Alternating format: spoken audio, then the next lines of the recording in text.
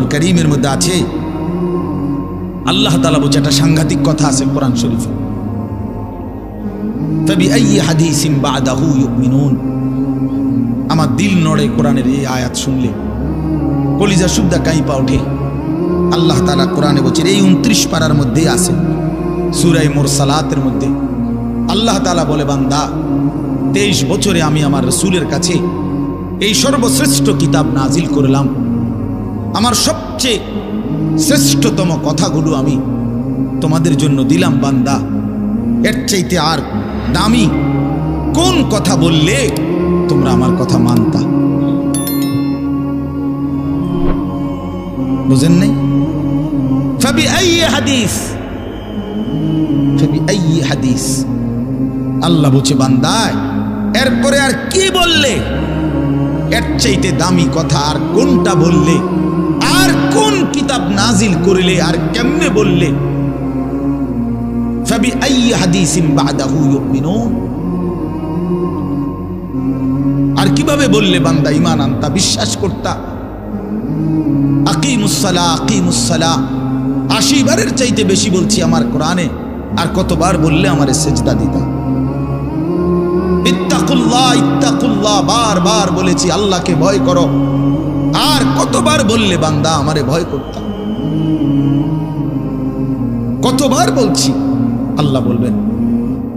রাসূলুল্লাহ সাল্লাল্লাহু আলাইহি সাল্লাম, বাপ আমার, বন্ধু আমার, নওজোয়ান সাথী আমার, মনে রাখবেন, বিশ্বাস করেন, রাসূলুল্লাহ সাল্লাল্লাহু আলাইহি সাল্লাম হাসরের ময়দানে অসংখ্য উম্মতকে জিজ্ঞেস করবে।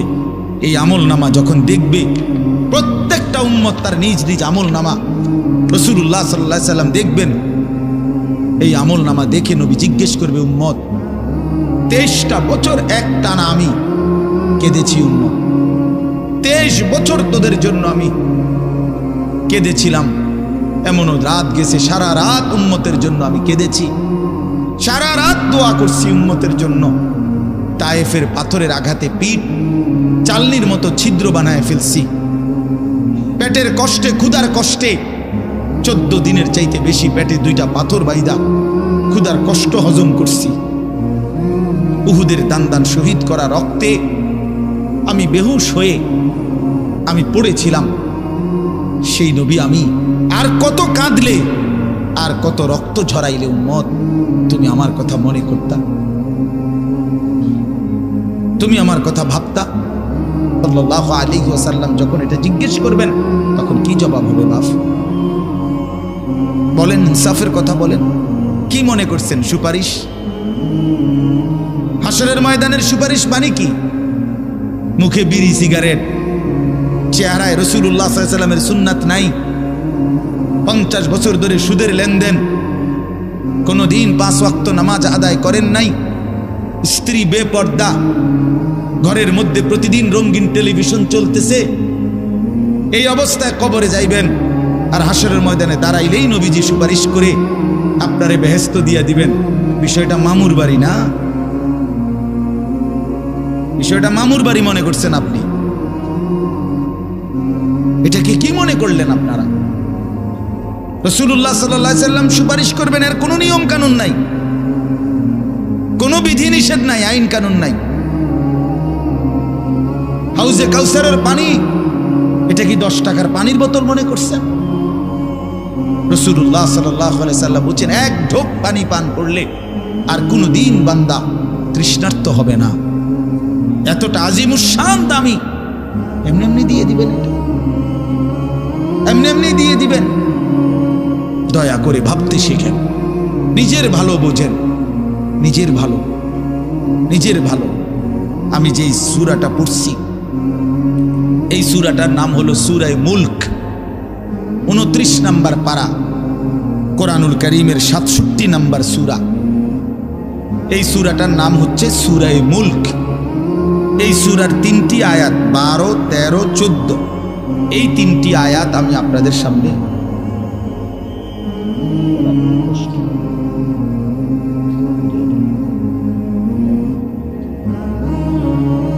এই 3টি আয়াত আমি তেলাওয়াত করছি।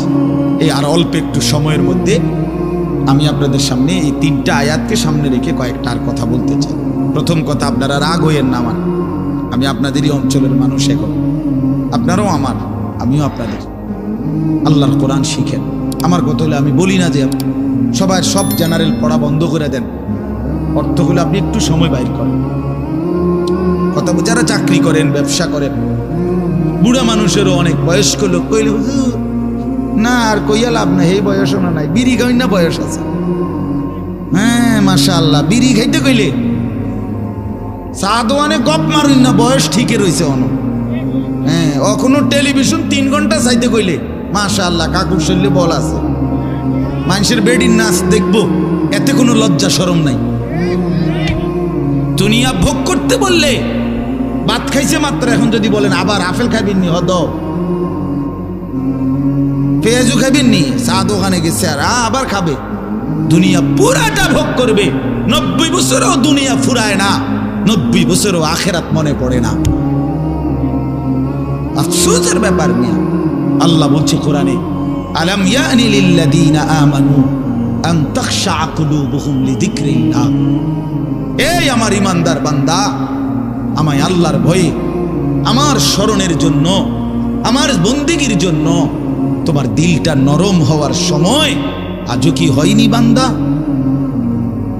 365 দিনে খোদার একটা বছরে যে কোনো দিন ফজরের নামাজ পড়লা না যুবক, তোমারে যেন আল্লাহ ডেকে বলে, হায় বান্দা, তাহলে কি আর কোনো দিন নামাজ পড়বা না? 30 বছর ধরে যে কোনো দিন সুদের লেনদেন ছাড়লেন না, হারাম রোজগার করেই গেলেন, আল্লাহ তাআলা যেন ডেকে বলে, বান্দা, তাহলে এই নাফরমানি কি আর কোনোদিন ছাড়বা না বান্দা? সিদ্ধান্ত নিয়ে ফেলছো তাইলে আজীবন সুদের উপরেই থাকবা, আজীবন মিথ্যার উপরেই থাকবা। তাহলে কি বান্দা এই ফয়সালায় নিয়ে ফেলছো আজীবন কাস্টমার ঠকাইয়েই যাইবা, ওজনে কমই দিয়ে যাবা? তাহলে কি এই ফয়সালা নিয়ে নিছো তোমার বিবি আজীবন বেপরদাই থাকবে? তোমার ঘরে অহরহ প্রতিনিয়ত রঙিন টেলিভিশন চলবে নিয়মিত, এই ফয়সালা তোমার? ঠিক আছে বান্দা, কুলু ওয়া তামাত্তাউ কালিলান ইন্নাকুম মুজরিমুন। কোরআন শরীফের আয়াত। আল্লাহ বলছে, নাফরমান বান্দা, খাও, দুনিয়া ভোগ করো কিছুক্ষণের জন্য, শুধু মনে রেখো ইন্নাকুম মুজরিমুন, তুমি কিন্তু পাপী। এই কথাটা শুধু মনে রাখো, বাকিটা পরে হইব, ভাত খাও। হ্যাঁ হ্যাঁ, কোরআন শরীফের আয়াত এটা। কুলু ওয়া তামাত্তাউ কালিলান ইন্নাকুম মুজরিমুন। আল্লাহ যেন বলে 8টার সময় যেই নাফরমান নাস্তা খাইতে বসে, আল্লাহ বলে, বান্দা খা, কোনো অসুবিধা নাই, শুধু মনে রাখিস বেঈমান, ফজরের নামাজ পড়ো নাই। কথা কান শুধু মনে রাখো, পরে হইব অন খাও। রাত 10টা বাজে যেই নাফরমান ভাত খাইতে বসছে, আল্লাহ তাআলা যেন ডাক দিয়ে বলছে, বেঈমান খা, ভাত খা, খানা আমি আটকাইতাম না, শুধু মনে রাখিস এশার নামাজ পড়স নাই, ভাত খা বেঈমান। খানা আটকাবো না, খানা আমি জন্তু জানোয়াররাও খাওয়াই, তোরে খাওয়াবো না কেন?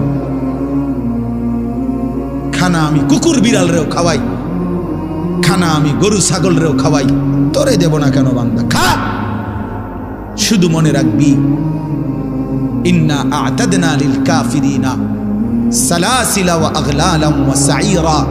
আল্লাহ বলে, প্রতিটা নাফরমানের জন্য আমি রেডি রাখছি আগুনের শিকল এবং আগুনের বেড়ি এবং জাহান্নামের আগুন।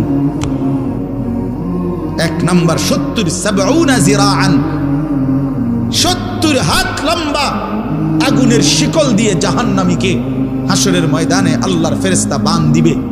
1 2 নাম্বার 2টা হাত। দোস্ত দেখেন শুধু আমার দিকে, সূরা ইয়াসিনে আছে, ইন্না জাআলনা ফি আ'নাকিহিম আগলালান ফাহিয়া ইলাল আদকানি ফাহুম মুকমাহুন।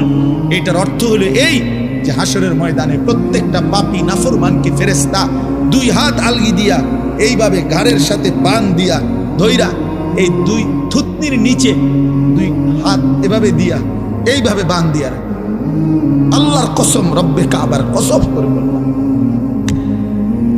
এইভাবে বান দিবে। আর কোনদিন বেঈমান চোখটাও নিচের দিকে নামাইতে পারবে না, কারণ এই থুতনি তো উঠাই দিছে উপরের দিকে, এটা দিয়ে ঠেলা দিয়া। এটা অর্থ হলো আগলা আলাম। এই আয়াতের সূরা ইয়াসিনের এই আয়াতের অর্থ এটাই, ইন্না জাআলনা ফি আনাকিহিম আগলালা। আল্লাহ বলছে বান্দা আমি দেখাবো। আল্লাহ ডাক দিয়ে বলে ভাই আমারও তোমারও, জওয়ানকেও বুড়োকেও। আল্লাহ বলে বান্দা কি মনে করছো আমি রহমান না? ঠিক আছে, তুমি কি এটা শোনো নাই আমি যে কাহার? তুমি তো শুনছো আমি রাহিম, তুমি কি শোনো নাই আমি জব্বার? আমি জুনতিকাম, আমি প্রতিশোধ গ্রহণকারী, আমি সারিউল হিসাব, দ্রুত হিসাবকারী, আমি জব্বার, আমি প্রবল প্রতাপান্বিত, কাহার, আমি মুতাকাব্বির, আমি বারি। তুমি জানো না? আবার একটা নাম শুনলা, আমার দয়ার নামটা শুনলা, আমি যে শাস্তি দেব সেটা শোনো নাই? কি ভাইয়া, কোরআনুল কারীমের মধ্যে জান্নাতের বর্ণনা যেমন আছে, জাহান্নামের বর্ণনা নাই? কথা বলেন না কেন? তো সেগুলো কার জন্য? সেগুলো কার জন্য? মা সালাকাকুম ফি সাকার ক্বালু লাম নাকু মিনাল মুসাল্লিন। একবারে সোজা বাংলা দেখেন, জাহান্নামী চিৎকার করবে, জাহান্নামের ফেরেশতা ডাক দিয়ে বলবে বেঈমান জাহান্নামে কেন আসলি? ক্বালু লাম নাকু মিনাল মুসাল্লিন। নাফরমান বলবে বন্ধু ফেরেশতা ভাই আমি দুনিয়াতে নামাজি ছিলাম না। কি ছিলাম না? সরাসরি কোরআনের আয়াত। আল্লাহ বলেন ওয়াইলুন ইয়াউমাইদিল লিল মুকাদ্দিবিন। সমস্ত মিথ্যাবাদী নাফরমান পাপীদের জন্য সেদিন জাহান্নাম। যদি বলেন কেমন নাফরমান মাওলা? আল্লাহ বলেন ওয়া ইদা কিলা লাহুমুর কাউ লা ইয়ারকাউন। দুনিয়ায় এই নাফরমানকে যতবার বলা হয়েছিল রুকু করতে, সেজদা করতে, নামাজ পড়তে, বেঈমান নামাজ পড়ে নাই, এজন্য জাহান্নাম। কোরআনুল কারীমে আল্লাহ বলছেন কাল্লা ইদা বালাগাতিত তারাকি। নাফরমানের মৃত্যুর সময় যখন আসবে, মালাকুল মউত আজরাইল তারে যখন ডাক দিবে, আইয়াতুহান নাফসুল খাবিসা। প্রতিটা পাপী নাফরমানের জান কবজের সময় আজরাইল যখন ডাক দিয়ে বলবে হে খবিস আত্মা বের হ, উখরুজি, বের হ। আত্মাটা বের হতে চাইবে না। আল্লাহর নবী বলেন কসম বাবা, নবীজি বলে মালাকুল মউত আজরাইল খপ করে ধইরা কলজা থেকে রূহটা একটা টান দিয়া ছিঁড়া ফেলবে, একটা টান দিয়া ছিঁড়া ফেলবে। এরপরে রূহটা কণ্ঠনালীর কাছে এসে আটকায় যাবে। কাল্লা ইদা বালাগাতিত তারাকি। তারাকি মানে কণ্ঠনালী। ফালাউলা ইদা বালাগাতিল হুলকুম ওয়া আনতুম হিনা ইদিন তানজুরুন। এটার অর্থ এটাই। হুলকুম মানে এই কণ্ঠনালী, বের হতে চাইবে না রূহ। আজরাইল তখন ধরে টাইনা হেসরাইয়া ছিঁড়া ছিন্ন ভিন্ন করে বেঈমান নাফরমানের কলজা ছিঁড়া ফেলবে, রূহ ছিঁড়া ফেলবে, এরপরে শরীর থেকে বের করে নিয়ে আসবে। আরে বন্ধু, এই কোরআনে আছে, আল্লাহ নিজে বলছে এমন নির্মম মৃত্যু হলো কেন? এই নাফরমানের মউত এত কঠিন হলো কেন? তার কলজা ছিঁড়া ফেলছে, রূহ ছিঁড়ে ফেলছে, এমন মৃত্যু হলো কেন? আল্লাহর কসম বাপ আমারেও বলি, আপনারেও বলি, আল্লাহ কোরআনে সরাসরি বলছে এমন ভয়ানক মৃত্যু হলো কেন? ফালা সাদ্দাকা ওয়ালা সাল্লা। কারণ এই নাফরমান আমি আল্লাহর কথায় বিশ্বাস করে নাই, ওয়ালা সাল্লা, এবং নামাজ পড়ে নাই, নামাজ পড়ে নাই, নামাজ পড়ে। হ্যাঁ, বেনামাজি সন্তান মনে রাখো, বাদ দুগা খাইতে এলে খুব মাতবর, মোবাইল একখান টিপে, মোটরসাইকেল একখান চালায়। হ্যাঁ, বাহ বাহ বাহ বাহ বাহ। আর কি, আর ধরে কে? আমার একটা মোটরসাইকেল আছে, আমার একটা মোবাইল আছে, আমার কিছু বন্ধু আছে যারা আমার সারাক্ষণ অসৎ সঙ্গ দেয়। যখনই আমার সমস্ত নাফরমানি মন চায়, কিছু অসৎ বন্ধু মিলে যায়, যে বন্ধুরা আমার সারাক্ষণ চরিত্রহীনতা শিখায়, অসভ্যতা, নোংরামি, অশ্লীলতা, বেহায়াপনা শিখায়। এমন কিছু বন্ধু যার মিলে গেছে, একটা মোটরসাইকেল মিলে গেছে, একটা মোবাইল মিলে গেছে, তো নারীর ছবি, আড্ডা, জিনা, ব্যভিচারের দৃশ্য, মদের আড্ডা, জুয়ার আড্ডা, নারীর আড্ডা, নারীর আলাপ, অথবা মোবাইলের অস্থির ছবি দেখা, এই জিন্দিগি মুসলমান? এর জন্যই আল্লাহ তাআলা আমাদেরকে মুসলমানের ঘরে বানাইছিলেন। এই জন্যই আমার বাবা মুসলমান, এই জন্যই আমার মা মুসলমান। অফ, আল্লাহ আপনি মাফ করে দেন। ইনসাফের সাথে ভাইবেন। অনেক নওজোয়ান ভাই, সবাইরে অনুরোধ করলাম, দোস্ত আমার, ইনসাফের সাথে ভাইবেন, নিজেরে নষ্ট করেন না। ছেলেরা আমার, ভাইয়া, নিজেরে নষ্ট করো না ভাই। নওজোয়ান ভাই, নিজেরে নষ্ট করো। শেষ পর্যন্ত কেউ নাই। শেষ পর্যন্ত একদিন, দিন শেষে, রাত শেষে দেখবেন আমার সাথে কেউ নেই, আমি একাই,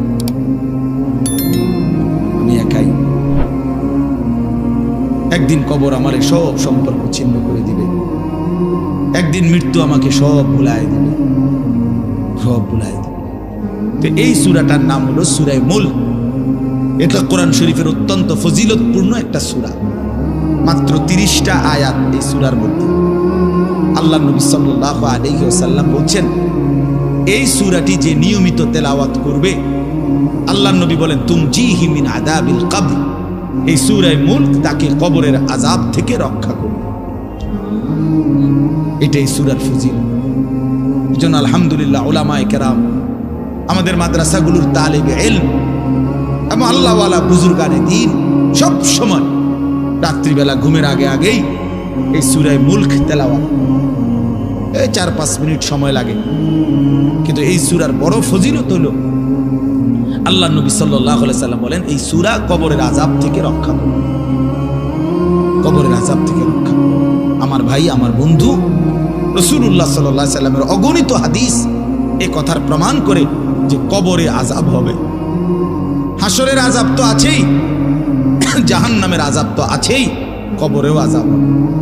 মেন বিচার তো হবে হাসরের ময়দানে, তার আগেই আযাব হবে কবর। আপনারা সহজ বাংলায় বুঝবেন। আসামি যখন ধরে ফেলে, তখন মামলার হিয়ারিং তো চলে, মামলার শুনানি তো চলে, কিন্তু সে কারাগারে ঠিকই আটকায় রয়েছে। কারাগারের কষ্ট, যন্ত্রণা সে হাজতি হিসাবে ভোগ করতে থাকে। আবার যখন মামলার রায় হয়, তখন সে আবার আসামির পরে হিসাব করে, কিন্তু কষ্ট, লাঞ্ছনা এটা তো তার শুরু হয়ে যায়। যদিও এখনো বিচার শেষ হয় নাই, বিচার প্রক্রিয়াধীন।